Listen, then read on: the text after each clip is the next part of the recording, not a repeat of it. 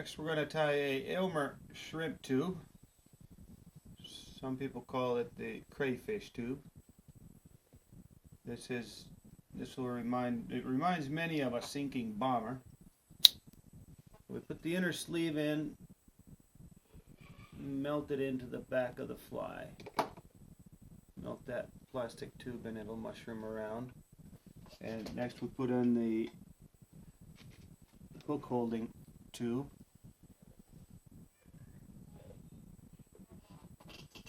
And we push it onto our tying needle.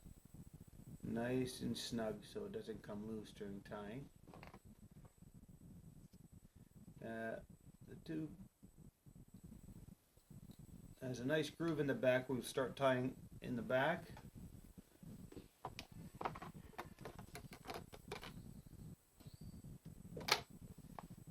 And an interesting material, nutria, this is the marketing name for it. I think it's some sort of small beaver. It's very special for tying these types of flies where you want a spiky look. Take out the short stuff at the base, and this is an interesting material to tie because of the base of each individual hair is actually narrower, and when we tie it nice and tight, it's going to give it it'll flare it out and give it a nice spiky look.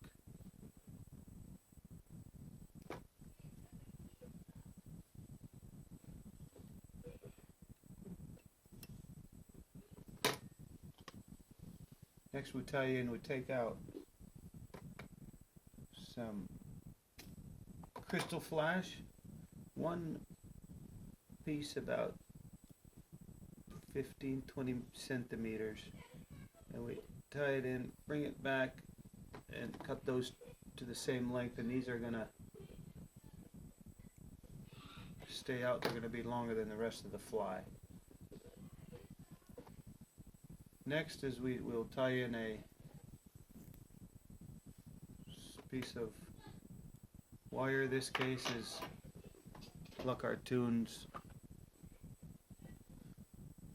varnished French tinsel, extra strong oval.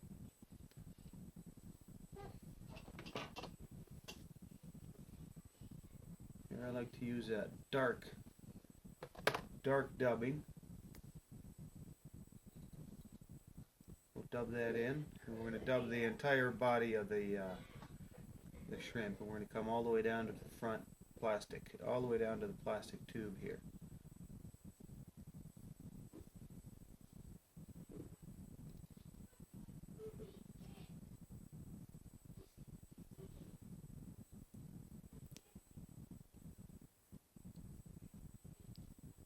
Tie it to the front, and here we're now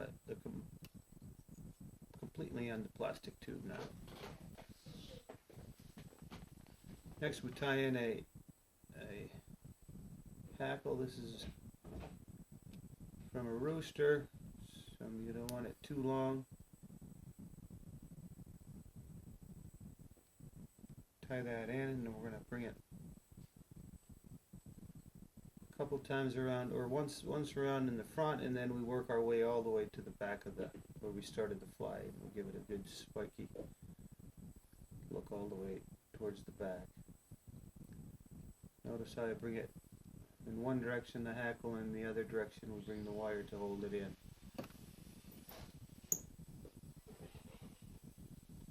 Now we bring this all the way to the front, tie it in, and snip off the excess.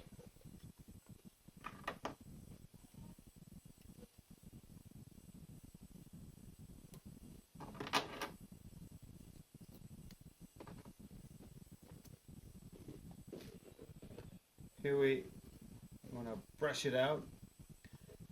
That body tinsel will give it a good sturdy hold, and now what we're doing is we're flaring out that dubbing a bit, softening it up and making the fly come alive.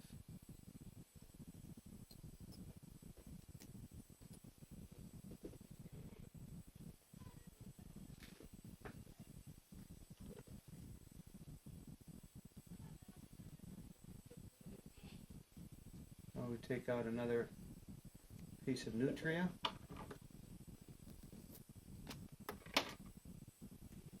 Brush or pull out the excess shorter stuff, and we'll tie that to the front onto the plastic tube, and notice how it's going to flare up again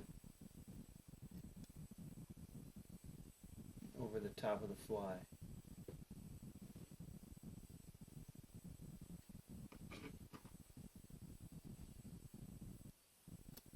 This is a favorite fly for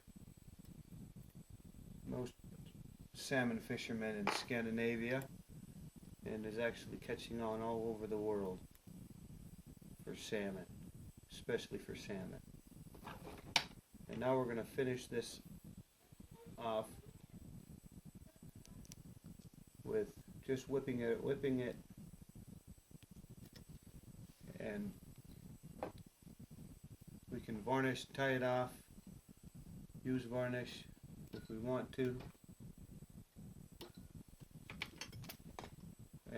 but in this case we'll put a drop of super glue on, give it a good sturdy, get a good sturdy fly, remove it from the tying needle, cut that inner sleeve to length, and we're going to carefully melt it. Carefully melt it, mushroom it out. And here you need to remember to, if you melt it, if the hole melts shut, that you open it up, we'll now let it heat it up and warm. We'll put it back on the needle to check it, and there we have it, the Eumer crayfish tube.